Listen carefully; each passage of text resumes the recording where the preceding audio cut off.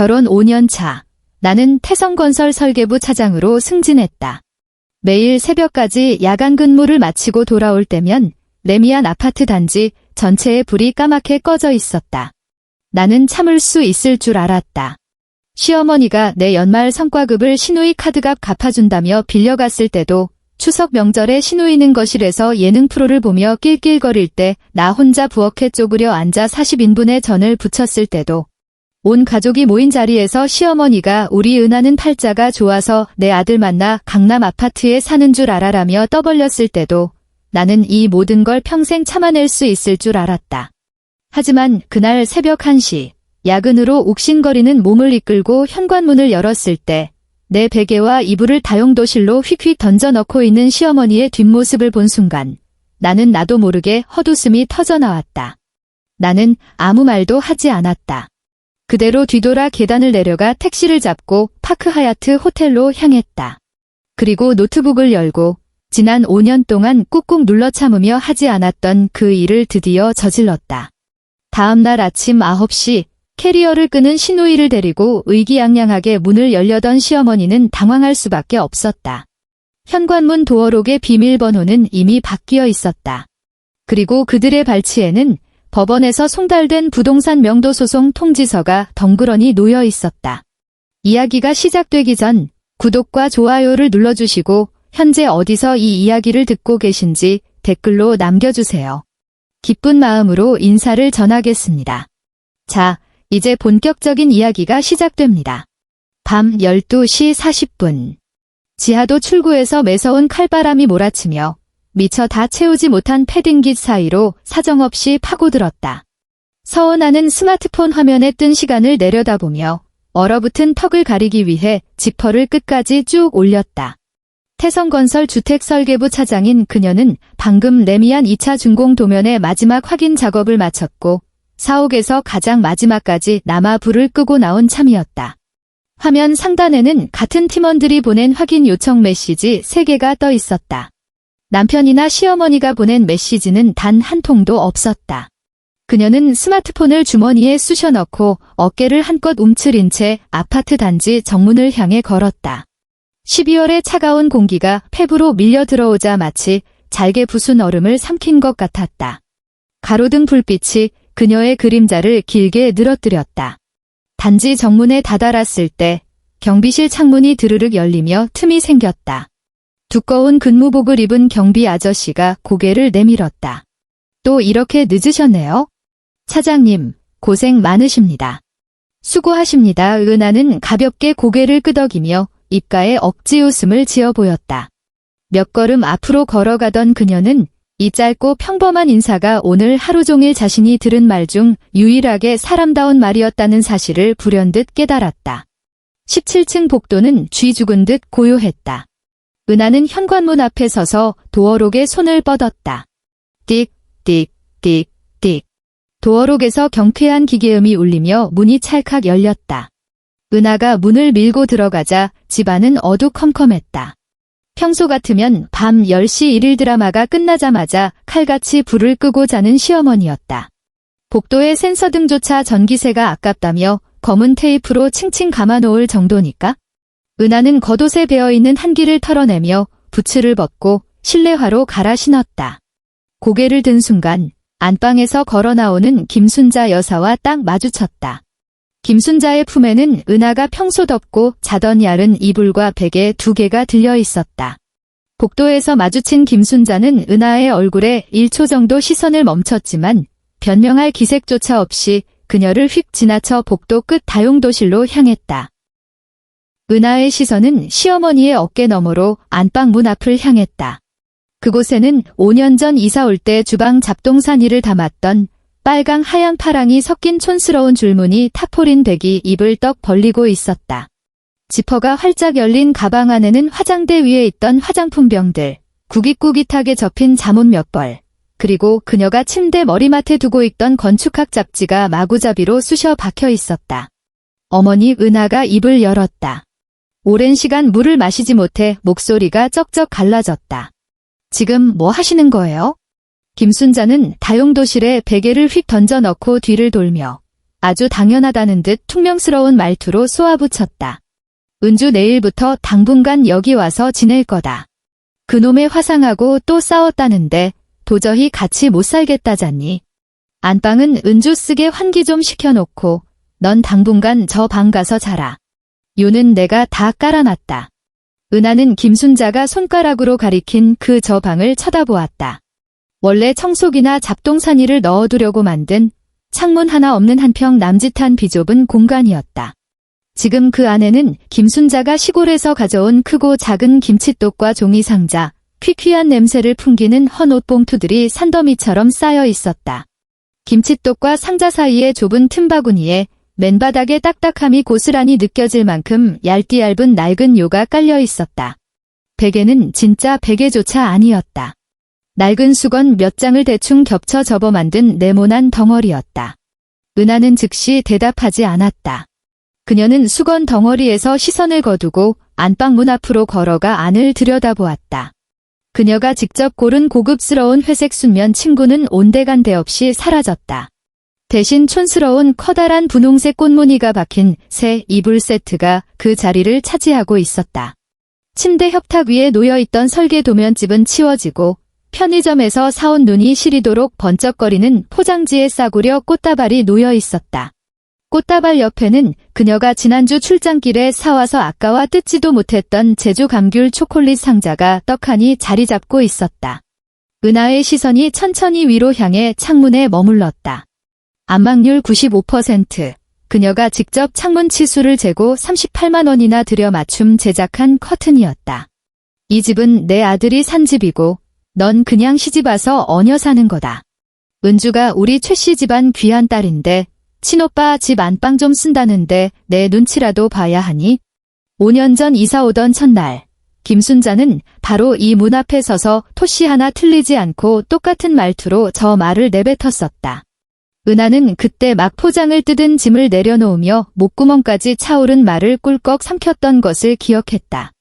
이 아파트의 계약금은 1억 2천만 원이었다. 그중 1억 원은 그녀가 직장 생활을 하며 악착같이 모은 적금이었고 나머지 2천만 원은 친정아버지가 경기도 본가에서 하던 작은 식당을 처분해 보태주신 돈이었다. 매달 320만 원의 주택담보대출 원리금은 비가 오나 눈이 오나 그녀의 급여 통장에서 칼같이 자동이체로 빠져나갔다. 반면 남편 최정호는 결혼 3개월 만에 어머니가 연세도 있으신데 수중에 돈이 없으면 불안해하신다는 기가 막힌 핑계로 자신의 월급 통장을 김순자에게 통째로 넘겨버렸다. 은하는 안방 문 앞에 서서 깊게 숨을 들이마셨다.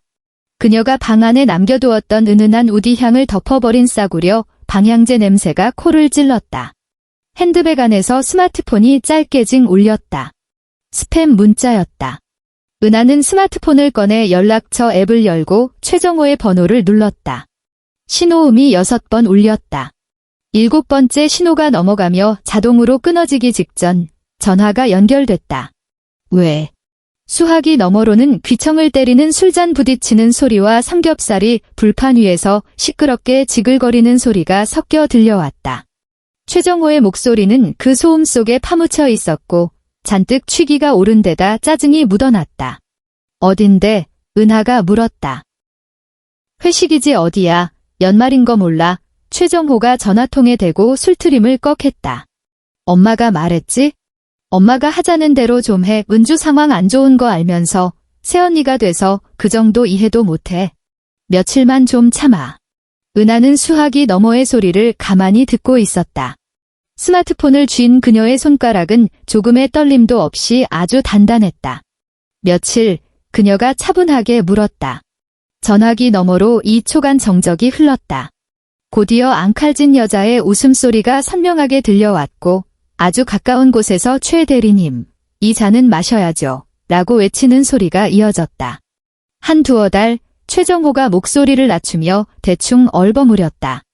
엄마 말로는 이번엔 은주 진짜 갈라설 것 같대. 아 됐고 나 지금 바쁘니까 들어가서 얘기해. 전화는 일방적으로 뚝 끊어졌다. 화면이 까맣게 꺼졌다. 은하는 복도에 우두커니 서 있었다. 왼쪽에는 분홍색 꽃무늬 이불이 깔린 안방이, 오른쪽에는 시큼한 김치 냄새가 진동하는 다용도실이 있었다. 김순자는 이미 제멋대로 거실로 돌아가 소파에 털썩 주저앉더니 리모컨을 집어들고 텔레비전을 켜서 볼륨을 크게 높였다. 은하는 다용도실 맨바닥에 깔린 얇은 요를 가만히 쳐다보았다. 그녀는 갑자기 피식 웃었다. 아주 작게 새어나온 웃음소리는 텔레비전 예능 프로그램에 과장된 효과음에 완전히 파묻혀버렸다. 그녀는 뒤돌아 현관으로 걸어갔다. 방금 벗어놓은 지 10분도 채 지나지 않은 부츠를 다시 발에 꿰어 신었다. 그리고 자신의 노트북 가방을 챙겨 들고 문을 밀고 밖으로 나갔다. 그녀의 등 뒤로 철컥 문이 닫히는 소리가 울렸다. 그녀는 자신의 개인 물품이 잔뜩 쑤셔 박혀 있던 그 타포린 백을 챙기지 않았다. 단 하나도. 새벽 1시 20분. 은하는 노트북 가방을 들고 아파트 단지의 자동문을 빠져나왔다. 길바닥에는 살얼음이 얇게 깔려 있어 걸음을 옮길 때마다 바스락거리는 소리가 났다. 그녀는 가로등 밑에 서서 택시 호출 앱을 열고 목적지를 입력했다. 파크 하얏트 호텔. 차량을 기다리는 짧은 시간 동안 그녀는 모바일 뱅킹 앱을 실행했다. 화면이 전환되고 얼굴 인식이 통과되었다. 그녀가 주거래 계좌를 터치하자 4,720만 원이라는 잔액이 찍혀 있었다. 이어서 그녀는 하위 메뉴 깊숙이 숨겨진 증권 계좌를 열었다. 이것은 김순자도 최정호도 전혀 모르는 그녀만의 비밀 계좌였다. 지난 5년 동안 그녀는 매달 일정 금액을 남몰래 이체하여 적립식 펀드를 매수해왔다. 현재 평가 총액은 1억 1,040만 원이었다. 은하는 무표정한 얼굴로 액정 화면의 불빛을 받으며 그 숫자들을 한참 동안 응시했다. 검은색 택시 한 대가 그녀 앞에 미끄러지듯 멈춰섰다. 그녀는 뒷좌석 문을 열고 타면서 예약한 차량 번호 뒷자리를 불렀다. 차 안에는 따뜻한 히터 바람이 돌고 있었고 기사는 룸미러로 그녀를 힐끗 쳐다볼 뿐 아무 말도 건네지 않았다. 은하는 등받이에 몸을 기대고 스마트폰 연락처 즐겨찾기 맨 밑바닥에서 오랫동안 저장만 해두고 한 번도 누른 적 없는 번호 하나를 찾아냈다. 저장된 이름은 한법률사무소 가사 전담 최 변호사였다. 30분 후 은하는 객실 키를 대고 파크 하얏트 호텔의 방문을 열었다. 방 안은 훈훈했고 통유리창 밖으로는 늦은 밤에도 여전히 불빛을 반짝이는 서울의 빽빽한 차량 행렬이 내려다 보였다. 그녀는 씻으러 욕실로 가지 않고 곧장 책상 앞으로 걸어갔다. 의자를 빼고 앉아 가방에서 노트북을 꺼낸 뒤 전원 버튼을 눌렀다. 화면이 켜졌다. 그녀는 호텔 와이파이를 연결하고 클라우드 드라이브에 접속했다. 길게 늘어선 폴더 목록 중에서 그녀는 2019, 2024라는 이름의 암호화된 폴더를 찾아냈다. 복잡한 비밀번호를 길게 입력하자 폴더가 열렸다. 그 안에는 몇 개의 하위 폴더들이 아주 깔끔하게 정리되어 있었다. 그녀는 첫 번째 폴더를 클릭했다. 안에는 은행 거래 내역을 고화질로 캡처한 이미지 60장이 들어있었다. 5년 전 첫 달부터 시작해 매월 30일이면 어김없이 그녀의 계좌에서 주택담보대출 원리금 320만 원이 자동이체로 빠져나간 내역이었다. 총 60회. 단 하루도 연체되지 않았고 단 한 번도 빠진 적이 없었다. 두 번째 폴더를 열었다. 전자이체 확인증들이 빼곡했다. 송금 메모란에는 전부 생활비 보태기, 아파트 관리비 대납, 친정아버지 칠순 잔치 준비 같은 명목이 적혀 있었다. 그리고 수취인은 예외 없이 전부 김순자였다. 합산한 총액은 무려 3,800여만 원에 달했다. 차용증은 단 한 장도 없었다.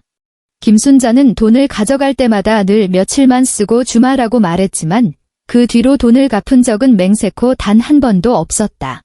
세 번째 폴더를 열었다. 앵글이 약간 삐딱하게 찍힌 스마트폰 화면 사진들이었다. 석 달 전 김순자가 핸드폰이 느려졌다며 메모리 정리를 부탁했을 때 은하가 채팅 앱의 송금 내역을 여러 순식간에 찍어둔 것이었다. 내역에 따르면 최정호가 매달 건네는 월급은 김순자의 계좌로 들어간 바로 다음 날 전액 최은주라는 이름의 계좌로 이체되고 있었다. 마지막으로 그녀는 단독으로 저장된 문서 파일 하나를 열었다. 그것은 이 아파트의 부동산 등기부등본이었다. 빽빽한 도장과 복잡한 조항들 사이 소유자란에는 아주 군더더기 없이 단 3글자가 뚜렷하게 박혀 있었다. 서은아. 5년 전 집을 계약할 당시 최정호는 친구의 빚보증을 섰다가 신용불량자로 전락하는 바람에 공동명의는커녕 대출 자격조차 아예 나오지 않았다. 친척들 앞에서 아들의 체면을 세워주기 위해 김순자는 밖에서 이 집을 아들이 전액 현금으로 샀다고 박박 우기고 다녔다. 그때 은하는 아무 반박도 하지 않았다. 그저 묵묵히 소유자란에 자신의 이름을 서명하고 절대 변경 불가로 못을 박아두었을 뿐이다. 은하는 화면에 뜬 자신의 이름을 바라보며 터치패드를 손가락으로 가볍게 2번 톡톡 두드렸다. 새벽 2시 15분. 은하는 이메일 창을 열어 새 메일 쓰기를 눌렀다. 수신인 란에 최 변호사의 메일 주소를 입력했다. 제목 란에는 또렷하게 한 줄을 적어 넣었다. 이혼 소송 위임 및 부동산 명도 관련 상담. 그녀는 평소 회사에서 클라이언트에게 프로젝트 보고서를 올리던 양식 그대로 아주 논리정연하게 3가지 요구사항을 정리했다. 첫째, 협의 이혼. 남편 측의 위자료는 청구하지 않으나 재산 분할은 절대 불가함. 해당 아파트는 혼인 전 취득한 특유재산이며 본인이 단독으로 대출금을 상환해 왔으므로 남편 측은 어떠한 권리도 주장할 수 없음. 둘째, 동거인 김순자에게 부동산 명도 최고장 발송. 30일 이내에 해당 부동산에서 완전히 퇴거할 것을 요구함. 셋째, 혼인 유지 기간 동안 부부가 공동으로 부담해야 할 생활비 중 아내 측이 남편을 대신해 대납한 생활비 차액에 대해 남편 최정호에게 반환을 청구함. 타자 치는 속도는 아주 빨랐고 키보드에서는 경쾌하면서도 단호한 타건음이 울렸다. 마지막 줄을 다 쓰고 첨부 파일이 제대로 들어갔는지 한 번 더 확인한 뒤 그녀는 미련 없이 전송 버튼을 눌렀다. 조용한 객실 안에 메일 전송이 완료되었다는 알림음이 작게 울렸다. 은하는 노트북을 덮지 않았다. 그녀는 새 브라우저 창을 띄워 아파트 관리사무소의 온라인 시스템에 접속했다. 세대주 인증을 거친 뒤 공동현관 및 세대 출입관리 페이지로 들어갔다. 현관문 도어록의 원격 제어 옵션을 찾았다. 그녀는 기존의 비밀번호를 입력하고 망설임 없이 전혀 새로운 6자리 숫자를 탁탁 쳐서 넣었다. 화면에 녹색 알림창이 떠올랐다. 변경이 완료되었습니다. 은하는 그 글자를 1분 남짓 뚫어지게 쳐다보았다. 그러고 나서야 노트북 화면을 덮고 자리에서 일어나 창가로 다가가 두꺼운 암막 커튼을 꼼꼼하게 닫아 빛을 완전히 차단했다. 그녀는 찬 기운이 밴 옷을 벗어 던지고 호텔의 하얗고 푹신한 이불 속으로 몸을 뉘었다. 그것은 지난 5년 동안 그녀가 잔 잠 중에서 가장 평온하고 깊은 잠이었다. 다음 날 아침 8시. 은하는 협탁 위에서 쉴 새 없이 울려대는 스마트폰의 진동 소리에 눈을 떴다. 그녀는 눈을 뜨고 천장을 보며 2초 정도 멍하니 있다가 스마트폰을 집어들었다. 화면에는 부재중 전화가 무려 17통이나 찍혀 있었다. 전부 김순자였다. 채팅 앱을 열자 대화 목록 맨 꼭대기에 붉은색 알림 배지가 눈에 띄게 떠 있었다. 김순자가 10여 초짜리 음성 메시지를 연달아 폭탄처럼 쏟아낸 상태였다. 은하는 첫 번째 메시지를 재생했다. 은하에 현관문 비밀번호가 왜 안 맞니? 내가 번호 바꿨어. 목소리에는 아직 눈치를 살피는 듯한 의아함이 묻어 있었다. 두 번째 메시지. 야, 서은아. 너 지금 뭐 하는 짓이야? 문이 왜 안 열려? 말투가 눈에 띄게 날카로워져 있었다. 세 번째 메시지에서는 배경으로 철제 현관문을 쾅쾅 내리치는 둔탁한 소리가 섞여 들려왔다. 당장 와서 문 열어. 은주가 밖에서 오들오들 떨고 있잖아. 내가 그러고도 사람이야. 새언니가 돼가지고 뭐 하는 짓이냐고. 당장 전화 받아. 은하는 무표정한 얼굴로 메시지를 끝까지 듣고는 손가락으로 화면을 스와이프해 대화창을 빠져나왔다. 단 한 통의 답장도 보내지 않았다. 그녀는 통화 기록을 열어 최 변호사의 번호를 눌렀다. 전화는 2번 울리기도 전에 연결되었다. 무척이나 프로페셔널한 여성의 목소리가 들려왔다. 서은아 의뢰인님 안녕하십니까? 최 변호사입니다. 새벽에 보내주신 메일과 첨부 파일은 벌써 다 확인했습니다. 오늘 오전 10시에 방문 상담 가능할까요? 은하가 물었다. 물론입니다. 사무실에서 기다리고 있겠습니다. 전화를 끊은 뒤 은하는 이불을 걷어차고 침대에서 일어났다. 욕실로 들어가 샤워기를 틀었다. 굳어있던 어깨 위로 뜨거운 물이 쏟아져 내렸다. 그녀는 호텔에 비치된 고급 바디워시를 듬뿍 짜냈다. 풍성한 거품에서 은은한 오렌지, 블로썸 향기가 퍼졌다. 그녀는 아주 천천히 머리카락 한 올에 남은 어젯밤의 지긋지긋한 한기까지 완벽하게 씻어냈다. 오전 10시, 한 법률사무소. 최 변호사는 40대 초반의 얇은 금태 안경을 쓴 지적인 여성이었다. 그녀의 책상 위에는 대한법률구조공단 추천 변호사라고 새겨진 황동 명패가 놓여 있었다.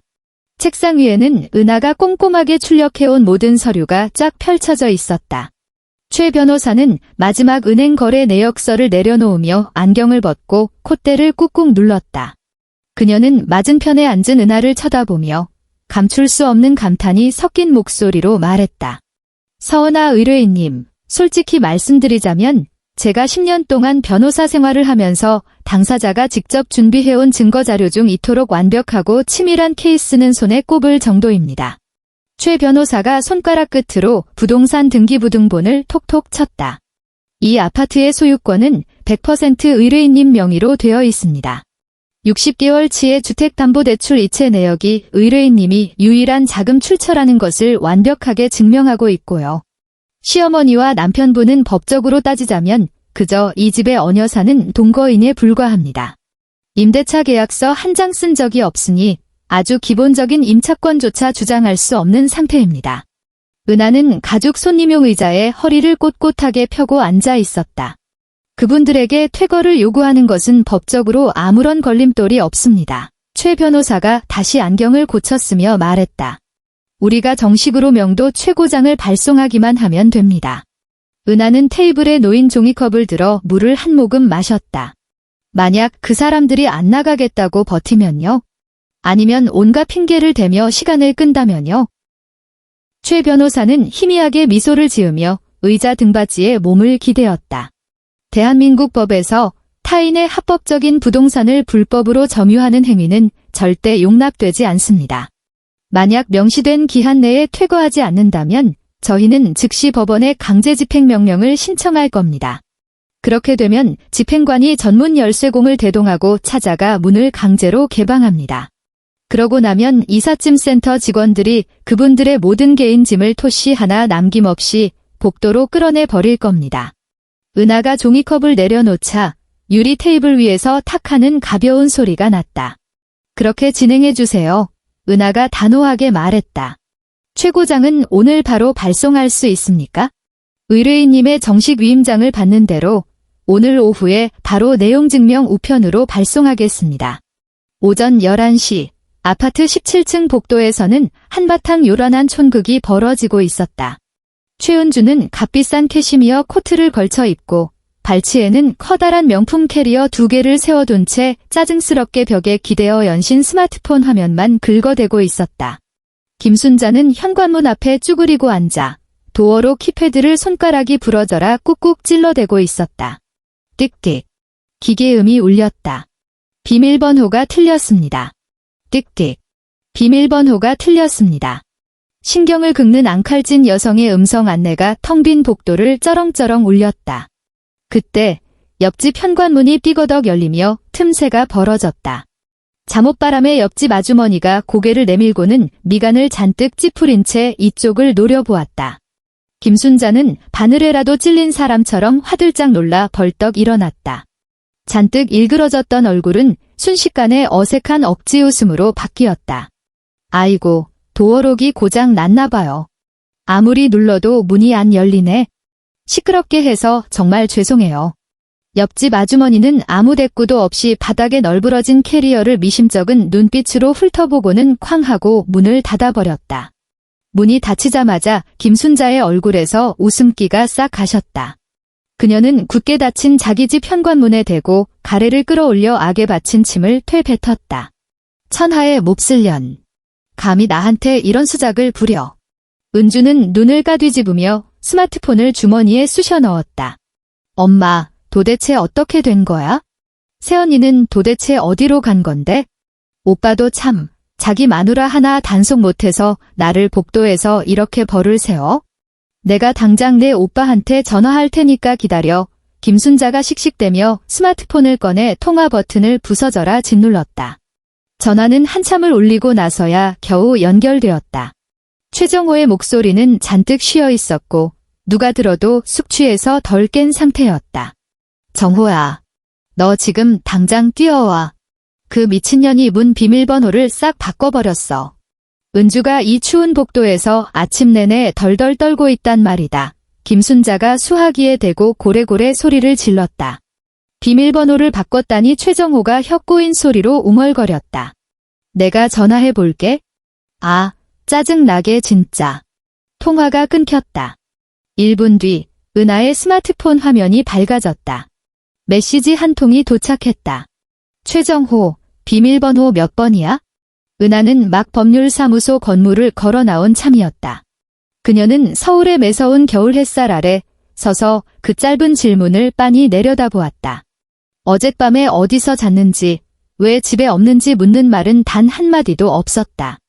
그저 너무나도 당연하다는 듯 비밀번호를 내놓으라는 저 당당함 뿐이었다. 은하는 한 손으로 타자를 쳤다. 감정 한 톨 안 섞인 차가운 문장을 적어넣고 미련 없이 전송 버튼을 눌렀다.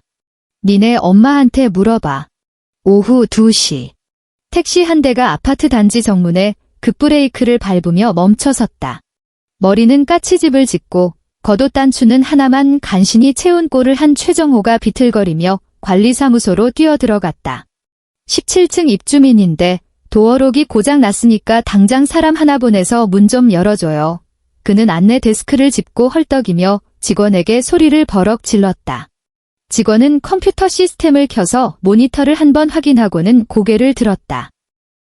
최정호 입주민님, 죄송합니다만 저희 전산 기록을 보면 17층 해당 세대에 등록된 세대주는 서은아님으로 되어 있습니다.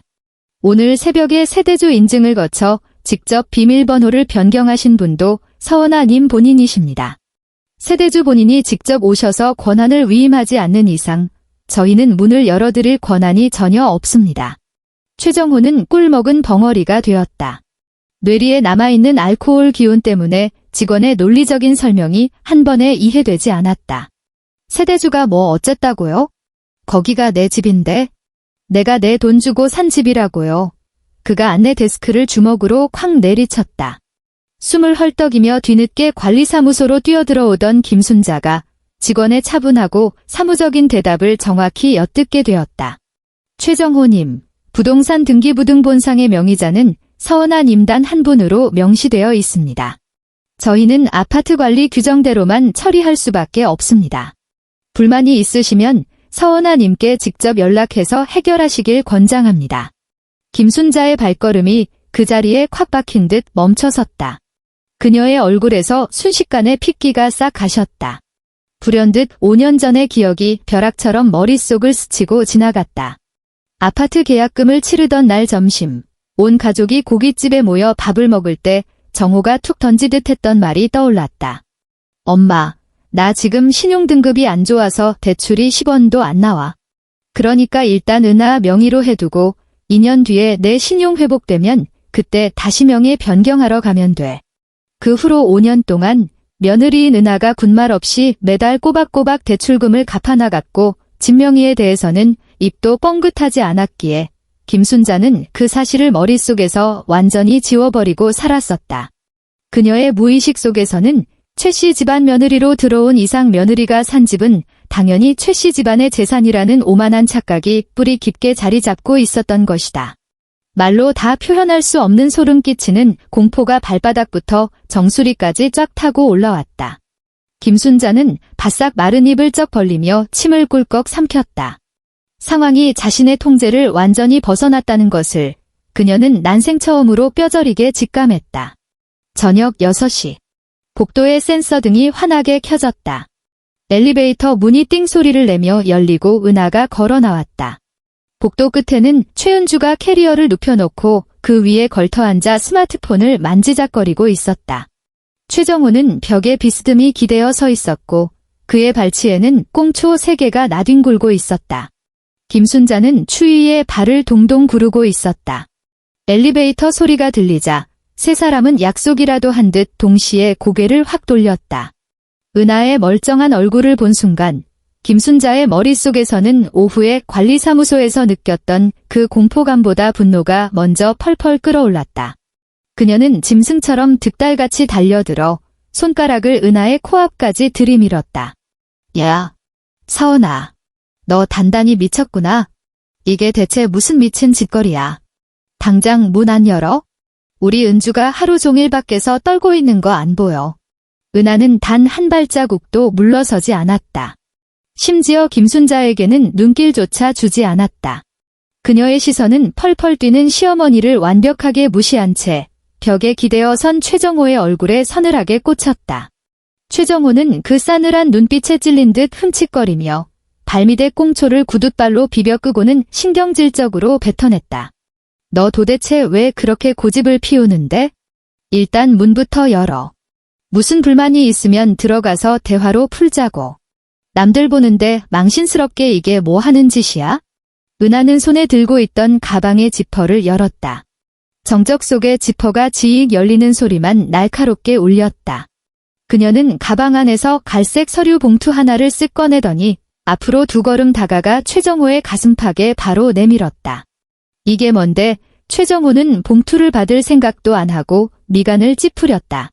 바다 은하의 목소리는 높낮이 하나 없이 건조했다. 최정호는 찝찝한 표정으로 봉투를 받아 들고는 그 안에 든 서류 몇 장을 빼내었다. 복도의 하얀 조명이 A4 용지 위로 떨어졌다. 맨 윗장에 굵고 진한 궁서체로 박힌 제목이 그의 눈알을 찔렀다. 협의혼 및 재산분할 의향서.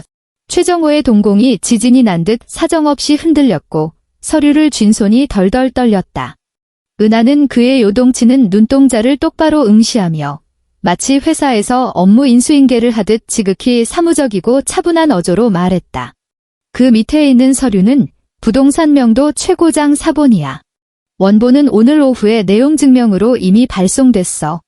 이 아파트는 내 100% 개인 재산이니까 당신들한테는 이곳에 머물 거주권이 단 1%도 없어. 그녀는 잠깐 말을 멈추고 그 잔인한 선고가 차가운 복도 공기 속에 완벽하게 스며들도록 기다렸다. 너, 그리고 어머니. 짐 싸서 이 집에서 나갈 시간, 정확히 30일주겠어. 복도에는 숨소리조차 들리지 않는 끔찍한 정적이 내려앉았다. 최은주가 들고 있던 스마트폰이 바닥으로 툭 떨어지며 파직하는 소리를 냈다. 만약 안 나간다면 은하는 사색이 된 서류상의 남편을 바라보며 아주 가벼운 목소리로 마지막 쐐기를 박았다. 30일 뒤에 바로 법원에 강제 집행 신청할 거야? 무려 3초라는 긴 침묵이 흘렀다. 이 악독한 미친년아. 내가 감히 우리를 길바닥으로 내쫓으려고 들어. 김순자의 귀를 찢는 듯한 쇳소리가 섞인 비명이 17층의 텅 빈 복도를 쩌렁쩌렁하게 울리며 터져나왔다.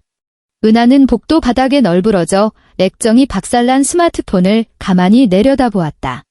김순자의 발악하는 욕설이 층 전체에 윙윙 메아리쳤고 옥타브가 너무 올라간 나머지 끄트이 기괴하게 갈라지고 있었다. 최은주는 양손으로 귀를 틀어막고 캐리어 위에서 벌떡 일어났으며 최정호는 앞으로 튀어나오며 은하의 손목을 낚아채려 했다. 은하는 반 발짝 뒤로 쓱 물러서며 그 손길을 가볍게 피했다. 서류는 다 전달했어. 은하는 허공에 뻘쭘하게 멈춘 최정호의 손을 보다가 핏발이 선 그의 눈, 그리고 여전히 단추가 잘못 채워진 그의 겉옷으로 시선을 옮겼다. 그녀의 말투에는 여전히 파동조차 없었다. 가족 간의 감정적인 중재는 안 받아. 사적인 면담도 안 해. 질문이나 불만이 있으면 내 변호사 통해서 얘기해. 그녀는 미련 없이 휙 뒤돌아서서 엘리베이터의 하행 버튼을 꾹 눌렀다. 너 거기 안 서. 서은아. 이 뼈대도 없는 후레자식아. 내가 감히 시어른을 길바닥에 내앉혀 김순자가 미친 듯이 달려들었지만 최정호가 황급히 엄마의 팔뚝을 낚아채며 제지했다. 엘리베이터 문이 띵 소리와 함께 열렸다. 은하는 안으로 들어가 1층 버튼을 눌렀다. 묵직한 철문이 스르륵 닫히는 그 짧은 순간 그녀는 문틈 사이로 굴욕감과 분노로 시뻘겋게 달아오른 최정호의 얼굴과 악귀처럼 발악하는 김순자의 그림자를 똑똑히 눈에 담았다. 엘리베이터가 아래로 미끄러져 내려가기 시작했다. 17층의 그 지옥 같은 아우성은 두꺼운 콘크리트와 철근 너머로 완벽하게 차단되었고 밀폐된 공간 안에는 오직 윙거리는 평화로운 기계음만이 맴돌았다.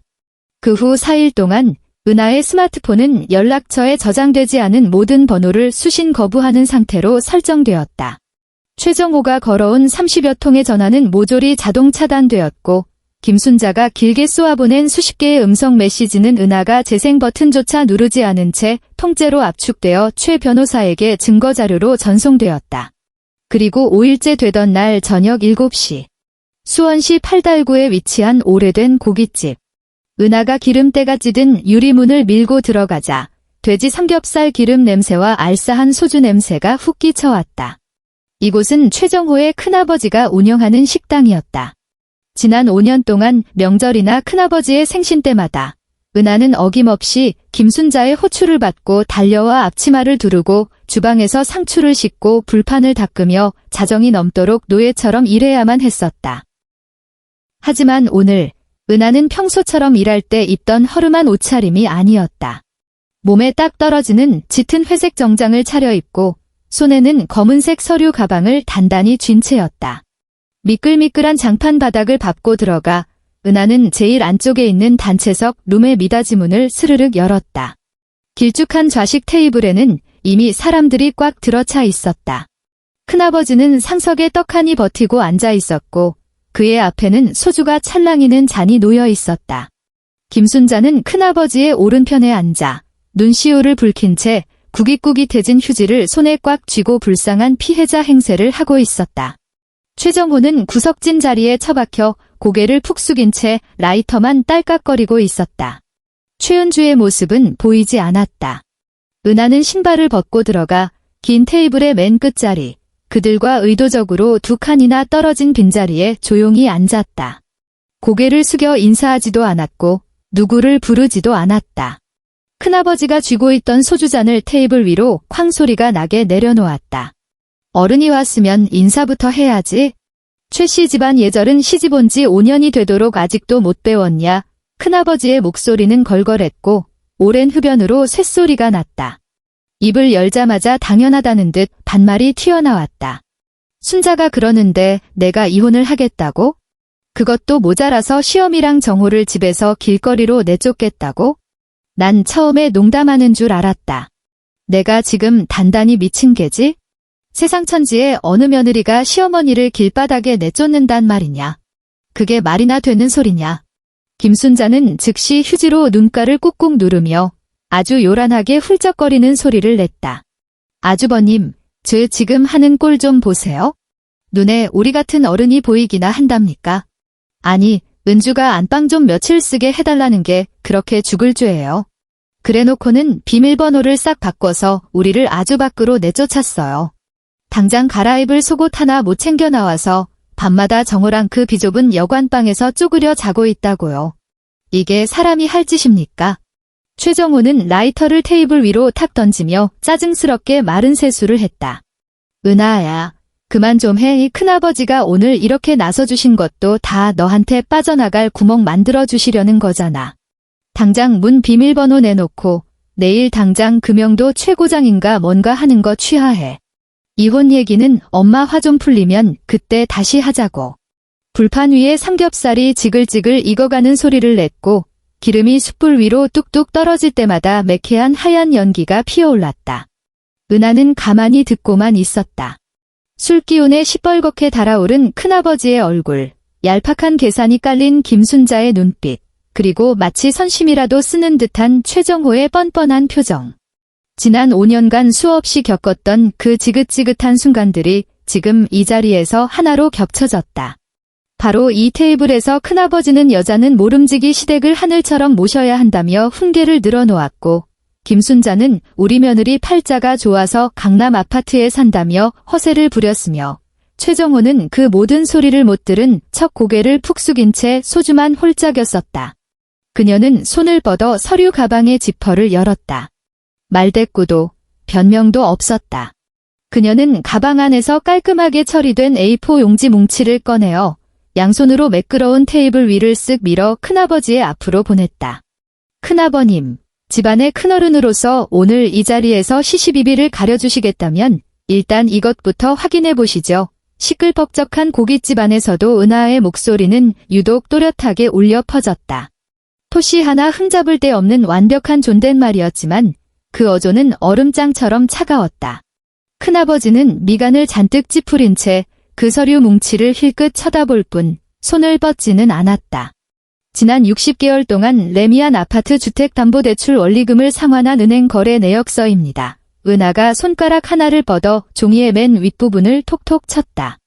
매월 320만 원 2019년 11월부터 지난달까지 단 한 번도 빠짐없이 전부 저 서은아 개인의 급여 통장에서 빠져나간 내역입니다. 김순자의 요란하던 훌쩍거림이 뚝 멈추었고 그녀가 고개를 번쩍 들었다. 은하는 두 번째 서류를 앞으로 쓱 밀었다. 이건 5년 전 아파트를 계약할 당시의 초기 자금 출처 증명서입니다. 초기 자금 1억 2천만 원 중 1억 원은 제가 결혼 전부터 모아둔 적금이었고 나머지 2천만 원은 저희 친정아버지께서 송금해 주신 겁니다. 분양 계약서부터 부동산 등기부등본까지 처음부터 끝까지 제 이름 석자만 적혀 있습니다. 테이블 위로 무거운 정적이 내려앉았다. 마른 세수를 하던 최정호조차 손을 멈추고 서류에 빼곡하게 찍힌 숫자들을 뚫어지게 쳐다보았다. 꼬박 5년입니다. 이 아파트의 원금, 이자, 관리비, 심지어 매년 연말에 나가는 유지보수 비용까지 전부 합치면 1억 9,200만 원입니다. 은하는 큰아버지의 눈을 똑바로 직시했다. 큰아버님, 방금 저더러 시어머니를 길바닥에 내쫓는 게 며느리로서 할 짓이냐고 하셨죠. 그럼 제가 한 가지만 여쭙겠습니다. 이 2억 원 가까운 돈 중에서 단 한 푼이라도 최정호 씨가 낸 게 있습니까? 아니면 어머니께서 보태주신 게 있습니까? 이 거래 내역서에서 한번 찾아봐 주시죠. 최 씨 집안에서 낸 돈이 단돈 100원이라도 있다면 제가 지금 당장 이 자리에서 현관문 비밀번호를 두 손으로 고이 바치겠습니다. 고깃집 룸 안의 공기가 얼어붙은 듯 숨막히게 고요해졌다. 환풍기가 웅웅 돌아가는 둔탁한 기계음만이 방 안을 맴돌았다. 큰아버지의 시선이 은행의 붉은 직인이 쾅쾅 찍힌 거래 내역서를 훑고 지나갔다. 거기에 찍힌 숫자들은 어떤 변명도 통하지 않을 만큼 너무나도 명확했다. 그는 입을 벙긋거렸지만 원래 준비했던 그 며느리의 돌이 운운하는 설교가 마치 목구멍에 걸린 가시처럼 도저히 밖으로 튀어나오지 않았다. 그가 고개를 돌려 옆에 앉은 김순자를 노려보았다. 방금 전까지 시동생의 편을 들어주던 든든한 눈빛은 온데간데 없고 철저하게 기만당한 자의 분노와 당혹감이 그 자리를 대신하고 있었다. 순자 재수씨, 큰아버지가 목소리를 깔며 엄하게 물었다. 이 집 정호가 자기 돈으로 다 샀다고 하지 않았소? 김순자의 얼굴이 순식간에 백지장처럼 하얗게 질렸다. 그녀는 더듬거리며 입을 열었다. 아주버님 그게 정호가 그때 신용등급이 안 좋아서 그래서 임시로 얘 이름으로만 해둔 거고 어머니께서 단단히 착각하셨나 보네요. 은하가 한치의 망설임도 없이 그녀의 말을 잘라버렸다. 최정호 씨는 신용이 안 좋았던 게 아니라 불법 채무 보증을 섰다가 은행 연합회 신용불량자 명단에 올라갔던 겁니다. 공동대출자 자격조차 아예 안 나왔으니까요. 지난 5년 동안 이 사람의 월급은 월급날 바로 다음 날에 전액 어머니 계좌로 이체되었습니다. 그런데 어머니께서는 그 돈 중 단 1원도 아파트 대출금을 갚는데 보태신 적이 없습니다. 은하는 자리에서 일어났다. 그녀는 더 이상 그 세 사람의 구차한 표정을 쳐다보지 않았다. 큰아버님, 저 오늘 빠져나갈 구멍 찾으러 온 거 아닙니다. 통보하러 온 겁니다. 그녀는 테이블 앞에 앉은 사람들을 내려다보며 단호하게 말했다. 부동산은 제 개인 특유재산이며 명도 최고장은 이미 효력이 발생했습니다. 당신들이 그 집에서 개인 짐을 빼서 나갈 시간은 이 제26일 남았습니다.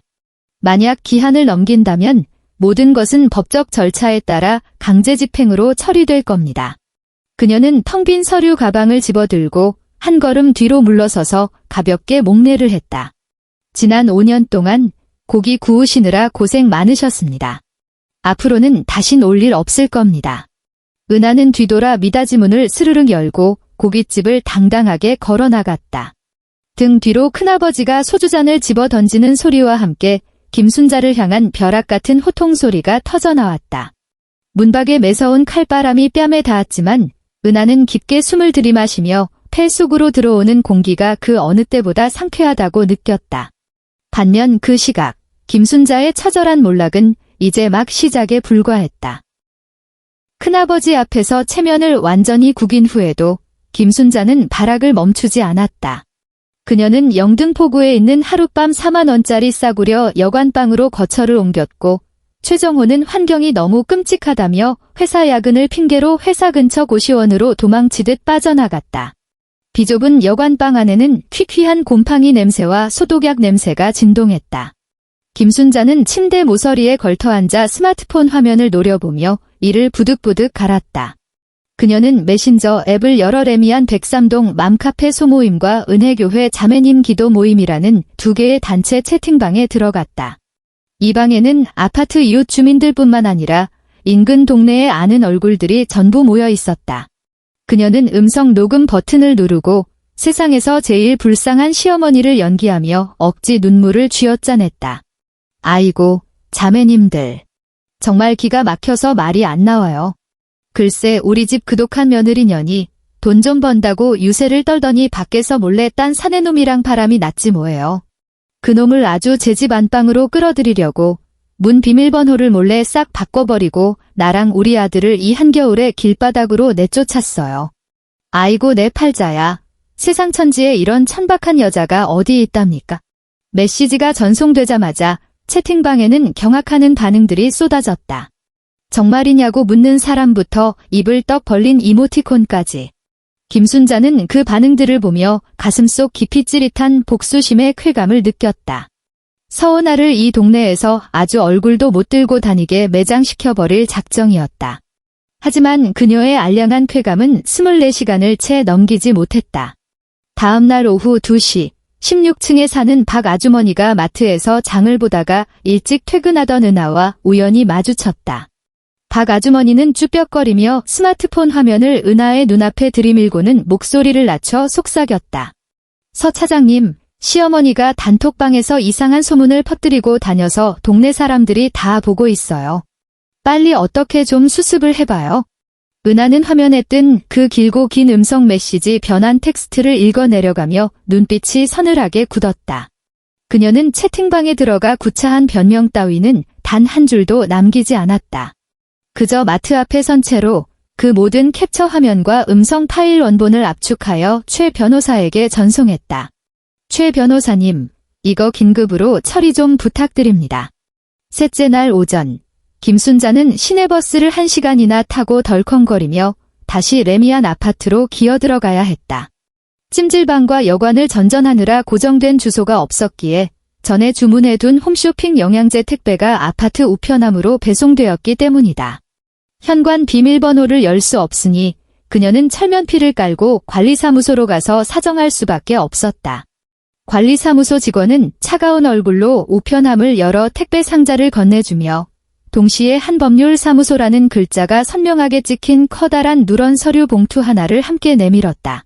김순자님, 오늘 아침에 우체부 아저씨가 배달하고 간 내용 증명 우편입니다. 본인 서명이 필요합니다.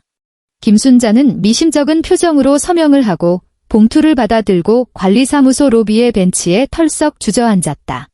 봉투를 박박 찢어 내용물을 꺼냈다. 맨 앞장에는 정식 명예훼손 경고 및 침해 정지 통고서라는 무시무시한 제목이 굵은 글씨로 박혀 있었다. 김순자가 비록 가방끈은 짧았지만 대한민국의 법률 문서에 박힌 그 시커멓고 위압적인 글씨들은 그녀의 눈동자를 사정없이 찔러댔다. 두 번째 장으로 시선을 내리던 그녀의 눈이 한 줄의 문장에서 딱 멎었다. 대한민국 형법 제307조 제2항에 의거하여 공연히 허위의 사실을 적시하여 사람의 명예를 훼손한 자는 5년 이하의 징역, 10년 이하의 자격정지 또는 1천만 원 이하의 벌금에 처한다. 통고서의 하단에는 그녀가 맘카페와 교회 단톡방에 올렸던 음성 메시지의 캡처 시간, 정확한 녹취록, 심지어 공연성을 입증하기 위한 채팅방의 인원수까지 소름 끼치도록 완벽하게 첨부되어 있었다. 마지막 결어에는 이렇게 적혀 있었다. 본 법률사무소는 상기 증거에 대한 공증보전 절차를 완료하였습니다. 만약 김순자님께서 본 서면을 송달받은 후 24시간 이내에 해당 단체 채팅방에 공개적으로 사실관계를 정정하고 사과문을 게재하지 않을 경우 의뢰인은 즉시 관할 경찰서에 형사고소장을 정식으로 접수할 것입니다. 종이를 들고 있던 김순자의 두 손이 사시나무 떨리듯 통제불능으로 덜덜 떨리기 시작했다. 한국에서 나이 든 아줌마들이 세상에서 제일 무서워하는 건 이혼이 아니라 빨간 줄 긋고 경찰서에 불려가는 일이었다. 그녀의 뇌리에 쇠고랑을 차고 연행되는 자신의 모습이 파노라마처럼 스쳐 지나갔고 숨이 턱 막혀왔다. 그녀는 사색이 된 얼굴로 주머니를 뒤져 스마트폰을 꺼내 최정호에게 전화를 걸려 했지만 손이 너무 심하게 떨려 하면 잠금 비밀번호조차 2번이나 틀리고 말았다. 5년 이하의 징역이라니 그녀는 넋이 나간 채 중얼거리며 벤치 등받이에 무너지듯 기대었다. 오후 5시 레미안 103동 맘카페 소모임 채팅방에 갑자기 장문의 텍스트가 툭 튀어올랐다. 김순자는 뼈를 깎는 듯한 굴욕감을 꾹꾹 눌러 담은 딱딱한 어조로 며느리의 외도 운운했던 이전 발언은 모두 본인이 감정을 주체하지 못해 지어낸 헛소리였음을 시인하고 허리 굽혀 사과하는 이모티콘을 3개나 연달아 올렸다. 그 메시지를 전송하자마자 김순자는 도망치듯 채팅방을 나가버렸다. 어둑어둑한 여관방에 홀로 앉아있던 그녀는 뼛속까지 스며드는 지독한 허탈감을 느꼈다. 하지만 최씨 집안을 향한 운명의 융단 폭격은 여기서 끝이 아니었다. 김순자의 숨통을 끊어놓을 결정타가 곧바로 날아들었다. 밤 9시 여관방 문이 부서져라 쾅쾅 울렸다. 김순자가 황급히 문을 열자 시누이 최은주가 캐리어를 질질 끌며 서 있었다. 눈은 호두알처럼 퉁퉁 부어 있었고 화장기 없는 얼굴은 눈물범벅이었다. 엄마, 나 이제 진짜 갈 데가 없어. 은주는 방에 들어오자마자 가방을 바닥에 내동댕이 치며 침대 모서리에 주저앉아 엉엉 통곡하기 시작했다. 아니 왜 이래? 당분간 의정부 전셋집에 가 있으라고 했잖아. 김순자가 기겁하며 딸의 손을 부여잡았다. 은주는 딸꾹질을 하며 띄엄띄엄 욕설을 퍼부었다. 그 천하의 몹쓸 호로 새끼가. 글쎄 내 뒤통수를 치고 집주인한테 전세 계약 해지 통보를 해버렸어. 처음 들어갈 때 전세 보증금 1억 6천만 원 중에 8천만 원은 그 인간이 결혼 전에 모은 거였잖아. 집주인이 벌써 그 8천만 원을 그 인간 개인 통장으로 홀라당 빼줘버렸다고. 김순자가 멍한 표정으로 물었다. 그럼 내 몫은? 집주인이 그러는데 전세 계약은 쪼갤 수가 없대. 전 남편이 자기 돈 뺐으니까 내가 남은 2달 안에 그 8천만 원을 메꾸든가 아니면 당장 방 빼라고. 그럼 남은 8천만 원 돌려줄 테니까 알아서 딴 집 구해서 나가래. 은주가 악을 쓰며 김순자의 팔뚝을 멍이 들도록 꽉 움켜쥐었다. 엄마, 당장 8천만 원만 구해줘. 그 전셋집마저 넘어가면 나 진짜 서울 한복판에서 노숙해야 한다고. 8천만 원. 김순자의 머릿속에서 웅하는 거대한 이명소리가 울렸다. 그녀는 혼이 빠져나간 사람처럼 딸의 손을 뿌리치고 비틀비틀 협탁으로 걸어갔다. 맨 밑서랍에 쑤셔 박아둔 가방을 열어 비닐봉지로 겹겹이 꽁꽁 싸매둔 통장 몇 개를 꺼냈다. 그것이 그녀의 전 재산이었다. 그녀는 침대 위에 통장들을 쭉 늘어놓고 떨리는 손으로 하나씩 펼쳐보았다. 첫 번째 통장은 마트 가고 반찬 사는 생활비 통장. 잔고는 120만 원. 두 번째 통장은 최정호가 매달 월급을 입금하던 통장. 하지만 그건 그저 스쳐 지나가는 정거장이었을 뿐이다. 월급이 들어오기 무섭게 은주 카드값 막아주고 명품백 사주느라 몽땅 이체해버려서 지금 잔고는 고작 45만 원. 세 번째 통장은 칠순 잔친이 친척 경조사니 온갖 핑계를 대며 은하에게 빌려간 돈을 야금야금 모아둔 적금 통장. 다 합쳐봐야 430만 원. 모든 숫자를 영혼까지 긁어 모아도 600만 원이 채 되지 않았다. 이게 전부야. 김순자는 바싹 타들어가는 목소리로 중얼거리며 멍하니 통장만 내려다보았다. 통곡하던 은주가 울음을 뚝 그치고 믿을 수 없다는 듯 통장들을 노려보았다. 엄마 지금 나랑 장난해? 오빠가 매달 버는 돈을 다 엄마한테 바쳤고 세연이는 그 잘나가는 태성건설 차장이잖아. 강남 한복판 레미안에 떵떵거리고 살면서 집에 현금 1천만 원이 없다는 게 말이 돼? 김순자의 시선이 텅 빈 통장에서 서서히 옮겨가 분노로 일그러진 딸의 얼굴에 닿았다. 거대하고도 기가 막힌 절망감이 쓰나미처럼 그녀의 온몸을 덮쳐왔다. 바로 이 순간에 이르러서야 그녀는 무의식 깊은 곳에서 이미 알고 있었으면서도 지난 5년 내내 필사적으로 외면해왔던 끔찍한 진실과 정면으로 마주하게 되었다. 최 씨 집안에는 쥐뿔도 없었다. 그 알량한 체면도, 강남 아파트라는 껍데기도, 은주가 휘감고 다니던 명품 옷과 언제든 이혼하겠다고 큰소리치던 그 기고만장함도, 심지어 시어머니랍시고 친척들 앞에서 거들먹거리며 찔러주던 두둑한 세뱃돈까지도. 그 모든 사상누각은 오로지 서은아라는 며느리의 급여 통장 하나에 얄팍하게 얹어 있었을 뿐이다. 서은아가 그 통장을 쓱 빼버리는 순간 최 씨 집안이라는 모래성은 바람이 불기도 전에 스스로 와르르 무너져 내려 형체조차 남지 않게 된 것이다. 김순자는 바닥에 털썩 주저앉아 시커먼 곰팡이가 슬어있는 비좁은 여관방 벽지를 멍하니 올려다보며 난생 처음으로 그 어떤 가식도 섞이지 않은 처절하고 절망적인 짐승의 울음소리를 토해냈다. 김순자의 멘탈이 산산조각 나고 있을 즈음 최정호는 강남구 역삼동의 후미진 고시원 쪽방에 웅크리고 있었다. 그것이 그가 회사에서 가장 가까운 거리에서 구할 수 있는 최후의 보루이자 가장 저렴한 은신처였다. 목돈 들어가는 보증금 없이 월세 35만 원 방 크기는 2평 남짓해서 싱글 침대 하나가 방의 절반을 차지했고 몸을 살짝만 틀어도 무릎이 책상 모서리에 찧었다. 종이장처럼 야은 벽 너머로는 옆방 고시생의 마른 기침 소리가 여과 없이 들려왔다. 그는 집에 들어갈 엄두도 못 냈고 불이 나게 울려대는 엄마의 전화도 무서워서 받을 수 없었다. 그저 버티고 또 버티면서 이혼 서류에 도장만 안 찍으면 결국 은하가 그간의 정을 생각해서라도 꼬리를 내릴 것이라고 오판하고 있었다. 하지만 그는 은하의 차가운 결단력을 우습게 보았고 최 변호사의 맹렬한 추진력은 더더욱 몰랐다. 햇살이 환하게 비치는 한 법률사무소의 회의실. 은하는 최 변호사가 건네는 두툼한 서류 뭉치를 무덤덤하게 받아들었다. 이건 법원에서 재산가압류 및 금융정보 제출 명령이 떨어진 후 저희가 합법적으로 확보한 최정호 씨의 최근 3년치 신용카드 결제 내역서입니다. 최 변호사의 손가락이 서류 몇 장에 그어진 붉은 동그라미들을 짚었다. 은하의 시선이 아래로 향했다. 깨알같이 찍힌 수많은 결제 내역 속에서 소름 돋을 정도로 일정한 패턴의 지출이 눈에 띄었다.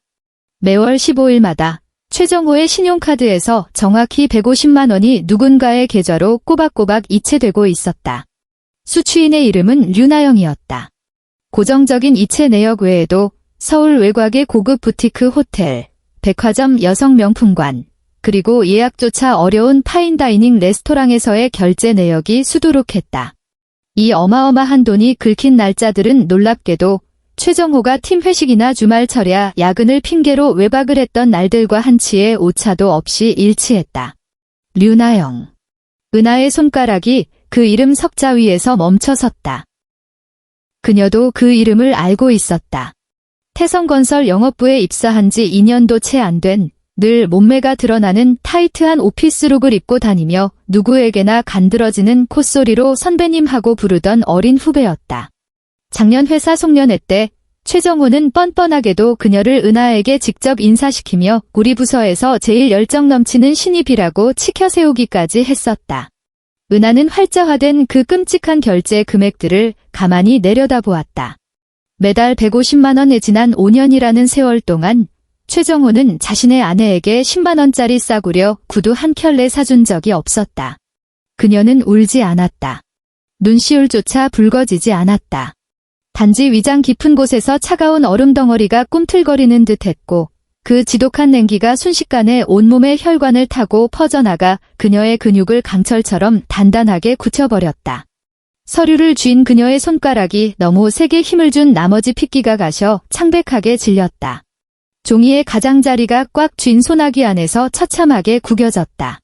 이거 은하가 천천히 고개를 들었다. 그녀의 목소리는 입김 한 번에 날아갈 듯 가벼웠지만 그 안에 담긴 서리빨 같은 살기에 맞은편에 앉은 최 변호사마저 등골이 서늘해져 무의식적으로 허리를 꼿꼿이 세웠다.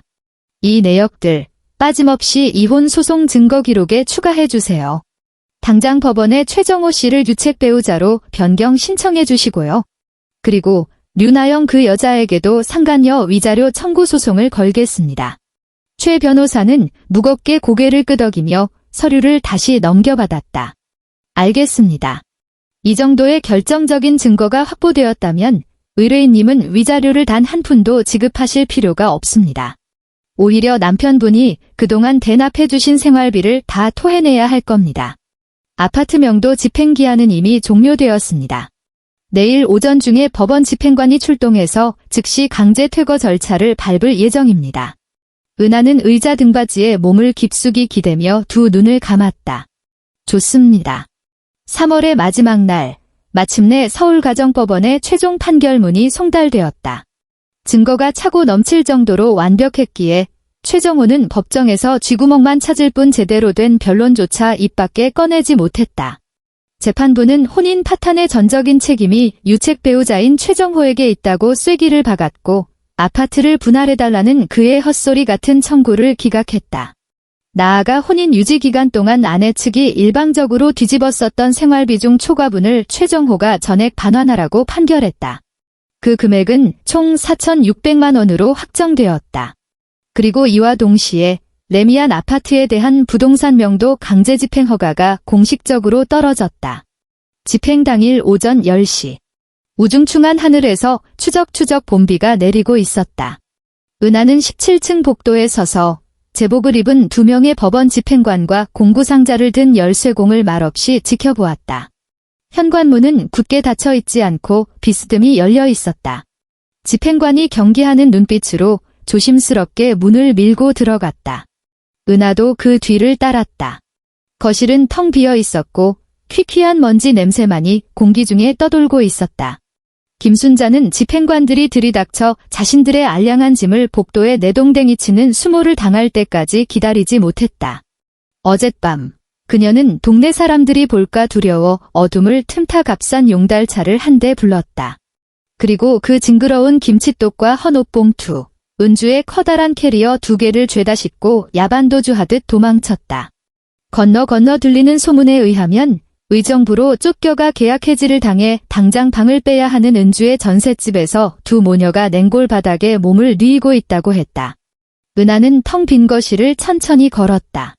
촌스러운 꽃다발이 놓여있던 안방 협탁은 흔적도 없이 사라졌고 시력 테러 수준이던 분홍색 꽃무늬 이불도 거쳐 앙상한 매트리스만 덩그러니 남았다. 시큼한 김치 냄새가 진동하던 다용도실의 악취도 많이 가라앉았고 바닥에는 뽀얗게 내려앉은 먼지 자국만이 그들이 머물렀던 흔적을 말해주고 있었다. 그녀가 몸을 돌리자 거실 한복판의 넓은 벽면이 시야에 들어왔다. 원래 그곳에는 그녀와 최정호가 다정하게 웃고 있는 커다란 웨딩 사진이 걸려 있었다. 지금 그 액자는 김순자가 떼어 어딘가로 챙겨가 버렸다. 수년 동안 햇빛을 받지 못한 벽지 위에는 주변보다 한 톤 밝은 커다란 정사각형 자국만이 흉물스럽게 남아 있었다. 그 공백은 마치 억지로 도려낸 끔찍한 종양 덩어리 같았다. 썩은 살점은 파내어졌지만 그 흉터는 여전히 그곳에 추악하게 들러붙어 있었다. 은하는 그 네모난 자국을 2분이나 꼼짝 않고 노려보았다. 서은아 의뢰인님, 점유자들의 모든 개인 물품이 반출된 것을 확인했습니다. 부동산 내부 상태도 아주 양호합니다. 집행관이 다가와 결제 서류를 내밀었다. 여기 서명해 주시면 명도 집행이 최종 완료됩니다. 이제 이 부동산의 점유권과 소유권은 완벽하게 의뢰인님 단 한 분에게만 귀속됩니다. 은하는 펜을 받아들고 서명란에 꾹꾹 눌러 자신의 이름을 적었다. 펜촉이 종이 위를 스치는 사각거리는 소리가 텅 빈 거실에 유난히 맑게 울려 퍼졌다. 수고 많으셨습니다. 그녀는 서류를 돌려주며 집행관을 향해 가볍게 고개를 숙였다. 집행관들을 배웅한 후에도 은하는 곧바로 집을 나서지 않았다. 그녀는 거실 한가운데 우두커니 서서 창문을 두드리는 빗소리에 귀를 기울였다. 이내 다용도실 수납장으로 다가가 강력 세정제 한 통과 걸레를 꺼내 들었다. 그녀는 그 흉측한 네모 자국이 남은 벽면으로 다가가 세정제를 듬뿍 뿌리고는 벅벅 문지르기 시작했다. 손가락 관절이 뻐근해지고 낡은 벽지가 보풀하기가 일어날 때까지 그녀는 미친 듯이 벽을 닦았다. 하지만 아무리 힘을 주어 닦아내도 그 자국은 주변의 색과 완벽하게 섞이지 않았다. 상관없었다. 그건 단지 낡아빠진 벽지 탓일 뿐이니까? 그녀는 더러워진 걸레를 쓰레기통에 툭 던져버렸다. 다음 달에는 이 벽의 벽지를 몽땅 뜯어내버리고 그동안 그토록 하고 싶었지만 돈이 아까워 참아왔던 모란디 그레이톤의 고급 패브릭 벽지를 바를 생각이었다. 한편 역삼동 고시원에 처박혀 있던 최정호는 이제 피할 수 없는 진짜 지옥불에 떨어지고 있었다. 법원이 토해내라고 명령한 4,600만 원의 배상금을 그가 당장 융통할 방법은 지구상 어디에도 없었다. 그의 월급 통장은 애당초 김순자가 싹싹 긁어먹은 지 오래였고 몇 장 남은 신용카드는 전부 류나영에게 명품을 바치느라 한도 초과로 정지된 상태였다. 더 기가 막힌 사실은 류나영이 법원으로부터 상간녀 위자료 청구 소송 소장을 송달받고 최정호가 땡전 한 푼 없이 길거리에 나앉은 데다 빚더미에까지 올랐다는 사실을 알게 된 직후의 반응이었다. 그녀는 이별 통보조차 없이 그 길로 회사에 사직서를 내던지고 모든 연락망을 차단한 채 증발해버렸다. 강제 집행으로 유일한 생명줄인 월급 통장마저 가압류당하는 꼴을 면하기 위해 최정호는 철면피를 무릅쓰고 부장실 문을 두드려 6개월치 급여 가부를 사정해야만 했다. 넓디 넓은 임원 책상 너머로 부장은 마치 바퀴벌레를 보는 듯한 경멸과 조소가 뒤섞인 불쾌한 눈빛으로 그를 한참 동안 쏘아보더니 마지못해 펜을 집어 던지듯 결제 서류에 사인했다. 그날 이후 최정호는 영업부 내에서 완벽한 투명 인간으로 전락했다. 부서 회식에 그를 부르는 사람은 아무도 없었고 그에게 할당되는 업무라곤 신입사원도 안 하는 제일 허드렛일 뿐이었다. 밤 11시 30분 최정호는 파김치가 된 몸을 이끌고 고시원 쪽방으로 기어 들어왔다. 창문 하나 없는 방 안은 숨이 턱 막힐 정도로 공기가 무거웠다. 그는 며칠째 빨지 않아 쉰내가 나는 겉옷을 대충 벗어 던지고 몸만 살짝 뒤척여도 삐걱거리는 싱글 침대 가장자리에 힘없이 주저앉았다. 야은 벽 너머로 옆방 고시생의 기침소리와 텔레비전 예능 프로의 가벼운 웃음소리가 흘러들었다.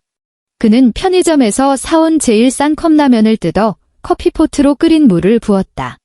면발이 채 익기도 전에 그는 플라스틱 포크로 라면을 푹푹 떠서 입안으로 구겨 넣었다. 싸구려 분말 수프에 매운맛이 확목젖을 치며 사정없이 기침이 터져나왔다. 그는 먹다 만 컵라면을 밀어내고 종이장 같은 벽에 등을 기댄 채 주머니에서 스마트폰을 꺼냈다. 사진첩에는 류나영과 찍은 사진들이 수두룩했지만 지금은 그 여자의 징그러운 콧소리만 떠올려도 구역질이 치밀어 올랐다. 그는 신경질적으로 화면을 위로 쓸어 올렸다. 수많은 업무용 캡처 화면과 영혼 없는 회식 단체 사진들을 지나쳐 그의 손가락이 3년 전 어느 날 찍힌 사진 한 장 위에서 멈췄다. 평범하기 그지없는 화요일 아침이었다. 식탁 위에는 깔끔한 체크문의 식탁보가 깔려 있었고 하얀 사기 그릇에는 김이 모락모락 피어나는 잡곡밥이 담겨 있었다. 그 옆에는 윤기가 자르르 흐르는 소고기 장조림이 놓여 있었고 위에는 하얀 통깨가 먹음직스럽게 뿌려져 있었다. 은하가 새벽 5시 반에 일어나 출근하는 그를 위해 정성스레 싸주었던 도시락 반찬이었다. 당시 그는 단지 SNS에 내조의 여왕 와이프를 자랑하며 인기를 끌고 싶어 그 사진을 대충 찍어 올렸었다. 하지만 지금 그는 그 장조림 사진을 아주 오랫동안 뚫어지게 응시했다. 스마트폰 화면이 절전 모드로 어두워질 때까지. 그는 엄지손가락으로 화면을 다시 밝히더니 우측 상단의 삭제 버튼을 꾹 눌렀다.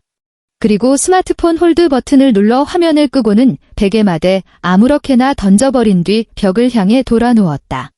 그는 두 눈을 질끈 감고 소독약 냄새가 찌든 싸구려 베개에 얼굴을 깊숙이 파묻었다. 물 밖으로 내동댕이 쳐진 한 마리 물고기처럼 그는 2번 다시 밖으로 새어나오는 소리 하나 내지 못한 채 헐떡거렸다. 그로부터 6개월 후 10월 중순의 어느 토요일 오후 새로 맞춘 고급스러운 리넨 소재의 반투명 커튼 사이로 따사로운 가을 햇살이 거실 마루 위로 길게 떨어졌다. 레미안 아파트 17층은 예전에 우중충했던 모습을 완벽하게 지워내고 완전히 새롭게 태어나 있었다. 온갖 잡동사니가 산처럼 쌓여있던 창문 없는 비좁은 다용도실은 은하가 그토록 꿈꿔왔던 세련된 워크인 드레스룸으로 개조되었고 행거에는 그녀의 맞춤 정장들이 컬러별로 깔끔하게 정렬되어 있었다. 김순자가 뻔뻔하게 차지했던 안방은 벽을 시원하게 트고 개방형 서재로 탈바꿈했다. 한쪽 벽면을 천장까지 꽉 채운 맞춤형 책장에는 건축학 원서들이 빼곡하게 꽂혀 있었다. 부엌 한 구석에서 쉰내와 마늘 냄새를 풍기던 흉물스러운 스탠드형 김치냉장고도 자취를 감추었다. 그 자리에는 푸르스름한 조명을 뿜어내는 모던한 와인셀러가 들어섰고 은하가 각지에서 정성스레 수집한 드라이 레드와인들이 고급스럽게 진열되어 있었다. 은하는 포근한 베이지색 니트 차림으로 쿠팡에서 새로 주문한 모듈형 소파에 나른하게 기대 앉아 있었다. 그녀가 주말 내내 혼자 뚝딱뚝딱 조립한 이 소파는 그녀 혼자 대자로 누워 뒹굴어도 충분할 만큼 널찍했다. 거실 테이블 위에 놓인 스마트폰이 짧게 진동했다.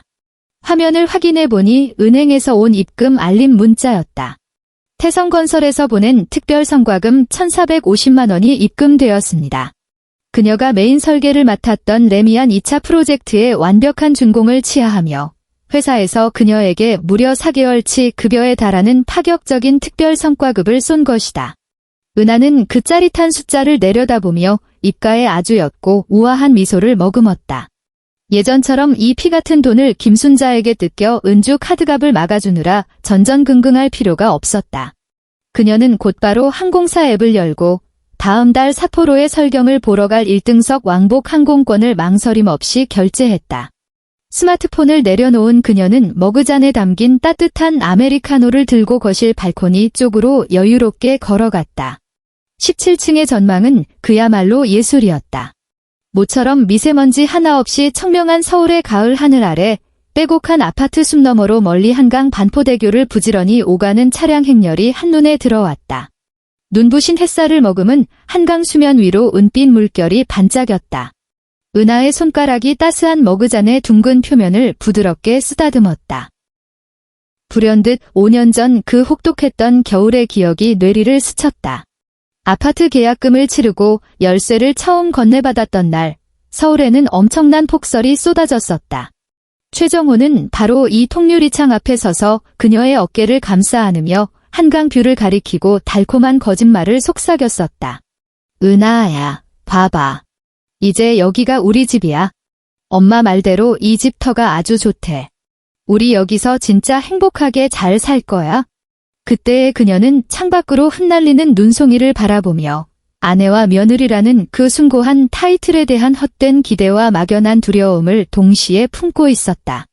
자신이 한 걸음 물러서고 묵묵히 희생하면 가정이라는 울타리 안에서 자신만의 따뜻한 안식처를 얻을 수 있을 것이라고 순진하게 믿었었다. 하지만 그것은 완벽한 착각이었다. 지난 5년 동안 그녀는 자신이 피땀 흘려 산 이 집에서조차 마치 자기 밥값은 자기가 내야 눈치를 안 보는 불쌍한 세입자처럼 살았다. 시어머니 눈치를 보며 가장 옹색한 요를 깔고 잤고 영원히 갚을 수 없는 무형의 빚을 진 죄인처럼 굴어야 했다.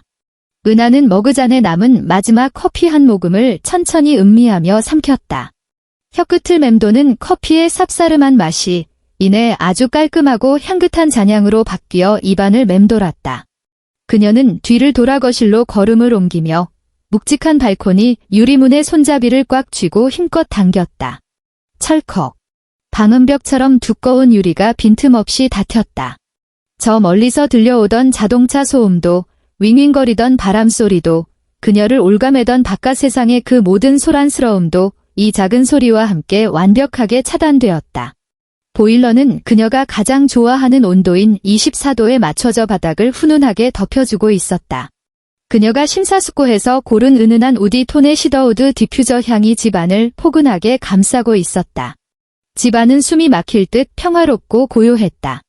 텔레비전에서 흘러나오던 싸구려 막장 드라마의 신경질적인 대사도, 시어머니의 천박하고 표독스러운 호통도, 불쾌한 누군가가 복도를 서성이는 발소리도 더 이상 들리지 않았다. 이 완벽한 공간에 존재하는 유일한 소리라고는 오직 그녀 자신의 가볍고 안정적인 숨소리뿐이었다. 은하는 빈 머그잔을 주방 아일랜드 식탁 위에 가볍게 올려두고 맨발로 따스한 원목 마루의 온기를 느끼며 서재로 향했다. 그녀는 가지런히 꽂힌 건축 도면집들 앞에서 걸음을 멈추고 그중 가장 두꺼운 책 한 권을 스르륵 빼들었다. 이 집안의 마루 한 평, 벽지 한 장, 심지어 그녀가 들이마시는 공기 한 모금까지도 이제는 온전히 그녀 한 사람만의 것이었다. 그녀는 이제 더 이상 그 무엇도 인내하며 참아낼 필요가 없었다. 시청해주셔서 감사합니다. 저희 채널의 구독과 좋아요도 잊지 마세요. 다음 영상에서 다시 뵙겠습니다.